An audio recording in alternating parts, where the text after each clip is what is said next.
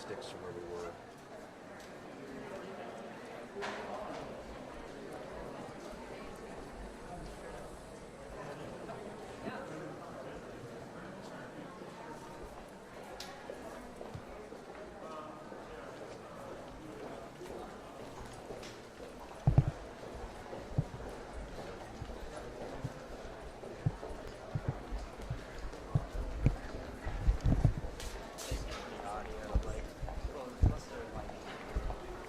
Live streaming it on this long term. So I'm like hearing personal. You never know.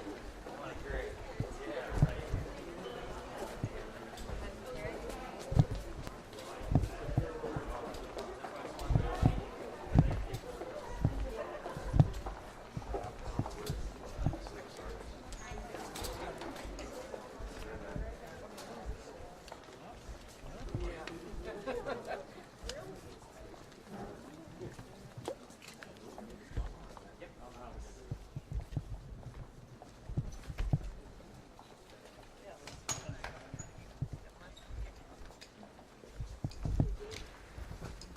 Guys, gotta stand back some.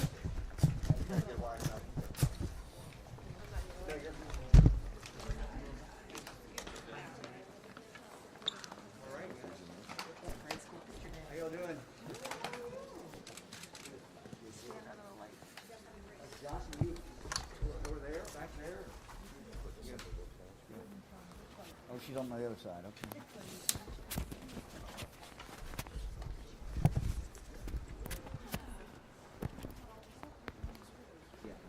Can't have that in my.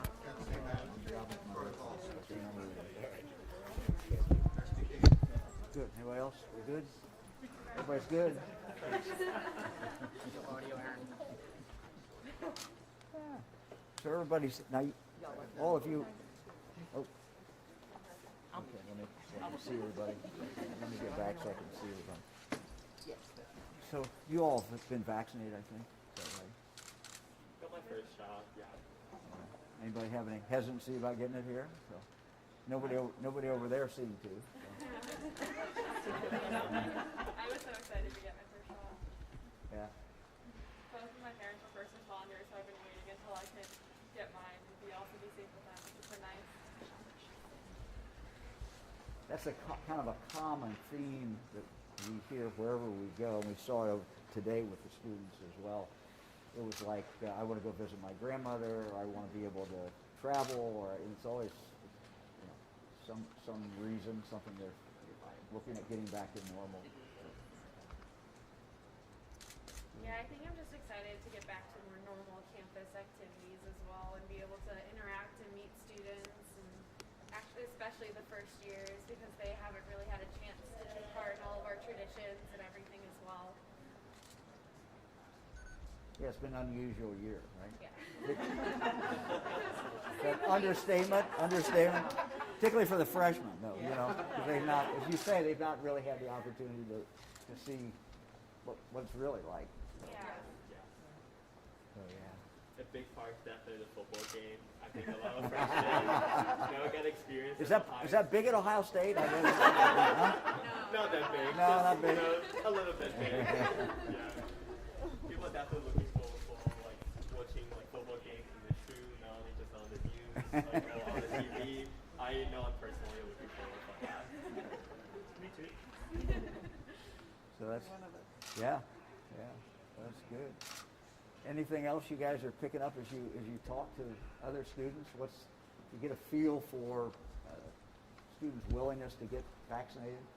A majority of the students that I talk to are extremely excited that we're eligible, and I think Ohio is one of the first places that has us eligible to get the vaccine, which is very exciting. I know I'm leaving the state, and it's only people 30 and older right now who are getting vaccinated there, so I'm grateful that I'm still here and able to get vaccinated before that. So we thought that, if during this month, we could take it to the campuses. And that's what we're doing. So we're taking it to the private schools as well as the public schools, 14 public schools. But, the whole idea is to make it convenient for the students. So we've been working with the universities to do that. So today we really are kind of kicking that off across the state. And so there'll be, as the vaccine comes in this week, as the week goes on, there'll be more and more students who will be able to get it. So some schools will finish this week.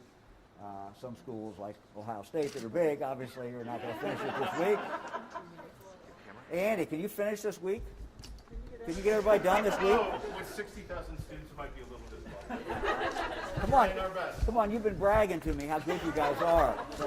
We do think at this point we have over a third of our total university community that has gotten either their first dose or signed up to get their first dose. And given that our students really just became eligible for the most part a week ago today, it's amazing the progress. Over 25% of our students are either signed up or have already received their first dose in just a week. That's great. We're excited. So that's great. I don't think we'll have a shortage. I mean, a year ago, right, we were all shutting down and there was so much uncertainty, but grad students, I think, in particular, are excited to get back to their research, get back to teaching in the classrooms. And I know as soon as we announced things, I get texts and emails saying, how do I sign up? Where do I go? What's the link? So I think there'll be a lot of students really eager to get vaccinated. Great. So let's open it up. Anybody questions for this group of students? Anybody? Or for me? Or for Fran? John, we are seeing an uptick in cases. Are there any thoughts about bringing back any restrictions? Well, we are seeing an uptick in cases, and the concern we have, of course, is not just the case numbers, but that these are more of the variants, which are more, it's more contagious. So yeah, we're certainly very concerned about that. I'm going to talk a little bit about that more today at the press conference, but really, as we look at what we need to do to stay on defense, the offense is the vaccine, the defense is wearing masks like this. I think what we really want to emphasize is let's stick to the basics. We know a lot more today than we did even 6 months ago. We know how very powerful these masks are, that they work exceedingly well. So it really is not what we do, it's how we do it. And our message to the people of Ohio is let's stay focused on just doing the basic things. And the basic things are wearing the mask, keeping distance, washing hands, and outside is always better than inside. And so, I think that sometimes we have made this a little complicated because it's been a tough year. But as we put we're going to put new orders out today, and we're trying to simplify them and make them really basic so that people will be able to say, okay, these are the couple things that we have to do, and if we do those, then we can go about our business. So yes, it is a month or two that is very a lot going on as we vaccinate more and more people. But last week, the last 7 days, we've had a very, very good 7 days as far as vaccinating people. Well over 500,000 people just with their first dose this past 7 days. So I think the number is actually I looked at the number, I think it was like 620,000 in the last 7 days, people have gotten their first dose. So that's very powerful, and we just want to continue to do that. So Fran and I wanted to be here today to really just kind of kick this week off and talk to university students. Again, this is going to occur all over the state of Ohio. I also want to mention about high school students. And I talked this morning with all the different health departments and asked them to reach out to the schools and for the schools to reach out to them because we have 16-year-olds and 17-year-olds, and sometimes 18-year-olds at schools that are now eligible for the Pfizer. And so we're asking the schools to reach out to their hospitals, to reach out to their health departments, because the Pfizer is the vaccine that is usable, allowable, and our hospitals are the ones who have it, as well as our health department. So, Governor, does the state have any data collected on the scenarios that are leading to this uptick in cases? Do you know if people are having more large gatherings? Is that leading to the uptick in cases? what Dr. Vanderhoff believes and what we think is happening as I talk to the different people in health departments is this variant is what is driving this. We're not, certainly it's summer, people are out more, but Andy, we also know that being outside is a lot safer than inside. So we don't think it's the behavior. I'm looking at numbers every week, and we are still at 93%, sitting right there at 93% of people in retail establishments are wearing these masks. So we're not seeing a tremendous change in behavior. Ohioans are doing a very, very good job. We just have this variant, and it's just more dangerous. It's just much more contagious, and that's what we face. Governor, can you talk about the Johnson & Johnson mix-up, whether or not that's going to impact at all the doses that we're going to get into Ohio, and J&J is also the preferred vaccine for those college students as well? Well, certainly the Johnson & Johnson, what happened in the one laboratory manufacturing facility, eventually will impact us, yes. I mean, we would have gotten some of those eventually, but none of them were in line yet. None of them were ready to go. So it doesn't impact, the next few weeks what we will be getting in. But certainly when you take, 15 million out of the system, it's certainly going to impact every state. Governor, can you speak to the importance of testing in places like college campuses where there is a push to test more? Yeah, Ohio State's going, Dr. Johnson, you're going to twice a week, right? Come on in. Don't be bashful back there. Come on. We are going to testing twice a week. We saw a bit of an uptick. We started out at about 0.5%. We drove it down to 0.16%. Then we saw that go back up towards around 0.6. I didn't want to get up to 1%, so we started testing twice a week. Drove it back down. We then went to once a week. Now starting this week, we're going to go back up to twice a week. We just had a reading break last week for a couple days, so we'll be vigilant. And then as it goes down again, we'll go back to testing once a week.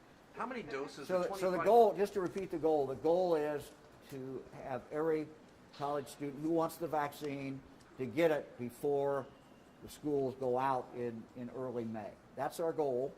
And, again, we think that what that does is it will increase the number of students who actually get vaccinated because they can get it on their own campus. Yep. And that's a huge, huge thing. As Dr. Johnson said, we are really encouraging the universities and colleges to increase the testing. Testing is more available today, and we really want them to ramp up that testing just as much as they can. What's your message to college kids? They know they're low risk because of their age. So again, just maybe one more message: the importance of these college kids to go out and get the vaccine, even though they're at risk. Yeah, we talk about low risk, and that certainly is true if you compare a college student versus an 80-year-old or a 70-year-old. What we are seeing is that the number of cases among young people is going up. It's going down with those who have been vaccinated. I mean, I looked at the numbers this morning. If you look at those over the age of 70, we're at about 72% of them have been vaccinated. So those numbers are crashing down. We still encourage those 28% who've not been vaccinated to get vaccinated, but those numbers are going down. But the numbers are going up among our young people. So, and we also know that we are seeing some young people who are ending up in hospitals. So this is not it's not a no-risk situation. And I thought it was very interesting that, the students that Fran and I talked to a moment ago, they all had a reason why they wanted to get vaccinated. A lot of times, one of them was go see my grandmother. Other one was talking about something they wanted to do. So, everybody has a reason to get vaccinated. And so we would just encourage everyone, young people, to really use this opportunity to get vaccinated. Those who are in college, it's being brought directly to you. But if you're not in college, you're out working, there's a lot of opportunities around the state of Ohio to get vaccinated and to check that box and move on. Governor, when it comes to the workplace clinics that you announced were able to roll out last week, I know OSU is about to have that appointments for that come online this Friday. What prompted the move to that, allowing that? Is that more supplies? Is that a way to hit populations that you weren't getting otherwise? Yeah, all of the above. We have more supplies into the state. We felt that in the next few weeks that the pressure for the demand would start going less. And ultimately, our goal is to get as many Ohioans vaccinated as quickly as we can. And so there was a real request and demand for different businesses who said, I can vaccinate everybody at my business who wants it. I will work hard to encourage them to do it. We're not going to compel them to do it, but we'll work hard to encourage them to do it. We'll give them the basic facts. We'll bring it right in here. And again, it's an opportunity to expand the percentage of people who are getting the vaccine. You know, we have to do everything we can to take it to the people of the state in a way that is convenient for them. Governor, what changes are you making to health orders to simplify them? 2 o'clock, we'll talk about it. I just thought you could give us a preview now. Look. My summary is this. 4 things we have to do. You know, again, the most important is wearing the mask. Second is keep some distance. And, you know, in addition to that, the normal washing of the hands. And the 4th thing is outside is better than inside. So if we can keep those things in mind, those 4 things, we're going to be able to do about anything we want to do this summer. We'll put out today guidance for proms and guidance for graduation. I mean, look, people are tired. They've been at this for a year. And so it has to be simple. And it has to be focused on what really matters. And again, we know today a lot more. And what we know today is that masks really, really, really work. I mean, we've had kids sitting 3 feet from each other in school hour after hour, and we've not seen the spread. So we didn't know that a year ago. We didn't know it 6 months ago, but we know it today. And so instead of, we're trying to simplify it, we're trying to make it really simple for people to understand so that they can go about and live their life, but do those things that really, really matter. That's the goal. Anybody else? Mrs. DeWine, is that recipe a family secret? Actually, I'm still developing the recipe. I sort of made it up because regular Buckeyes, the chocolate melts, and so I thought if I put it in a brownie, it'd be better. So I'll have something to share with all of you. But I haven't put the recipe out yet because I'm still playing with it. That's a nice chance. And I just want to say, from a personal point of view, that when they come out, the brownies come out and they're really hot. I'm sorry, these are 2 days old. And then tell them what you do with the hot brownie. Then you. Well, so I bake the brownie. I scoop it out into round balls, and I bake the brownie, and then I make the separate, you know, the peanut butter parts separately, roll it in the ball, and then as soon as they come out of the oven, I put the peanut butter, push it right down into the brownie. Oh. So anyway.